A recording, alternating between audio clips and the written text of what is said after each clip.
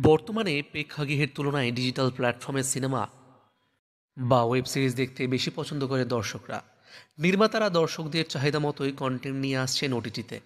ইন্ডাস্ট্রির প্রথম সারির তারকা থেকে নবাগত অভিনেতা অভিনেত্রীরাও পা রাখছেন ডিজিটাল প্ল্যাটফর্মে। বর্তমানে সিনেমা মুক্তির ক্ষেত্রে গুরুত্বপূর্ণ প্ল্যাটফর্ম হয়ে উঠেছে ওটিটি। সিনেমা থেকে ওয়েব সিরিজ সবই এখন মুক্তি পাচ্ছে ডিজিটালেই। সাম্প্রতিক সময়ে বেশ কিছু সিনেমা এবং ওয়েব সিরিজ অনলাইন প্ল্যাটফর্মে মুক্তি পেয়েছে। কোনগুলি দেখবেন তার মধ্যে, কোথায় বা দেখবেন, রইল সব কিছু। কিন্তু যারা প্রথমবার আমাদের চ্যানেলটি দেখছেন, অবশ্যই চ্যানেলটি সাবস্ক্রাইব করে বেল আইকনটি ক্লিক করে দিন। প্রথমেই যেই মুভিটির নাম আসে সেটি হলো মহারাজ।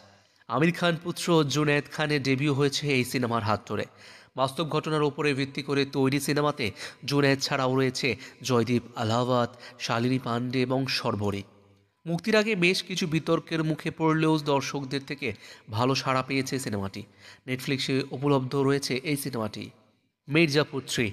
বিগত কয়েক বছরে কালীন ভাইয়া, মুন্না ত্রিপাঠীর মতো নামগুলোর সঙ্গে পরিচিত হয়ে উঠেছেন দর্শকরা। পঙ্কজ ত্রিপাঠী, আলি ফজল এবং দিব্যেন্দু শর্মা, বিক্রান্ত মাসি এবং শ্বেতা ত্রিপাঠী, বিজয় বর্মা, ঈশা তলওয়ারের অভিনেত্রীরা এই সিরিজকে সাফল্যের শীর্ষে তুলেছে। মাস কয়েক আগেই মুক্তি পেয়েছে মির্জাপুরের তৃতীয় সিজন। অ্যামাজন প্রাইমে দেখা যাবে এই ওয়েব সিরিজটি। মুঞ্জিয়া। ভারতীয় লোককথার সঙ্গে কৌতুক এবং ভয় মিশিয়ে তৈরি মুঞ্জিয়া হরর ইউনিভার্সের নতুন এই সিনেমা। ইউনিভার্সাল কমায় মিলিয়ে মাত্র 132 কোটি টাকার ব্যবসা করেছে ছবিটি। ডিসনি প্লাস হটস্টারে দেখা যাবে এই সিনেমাটি।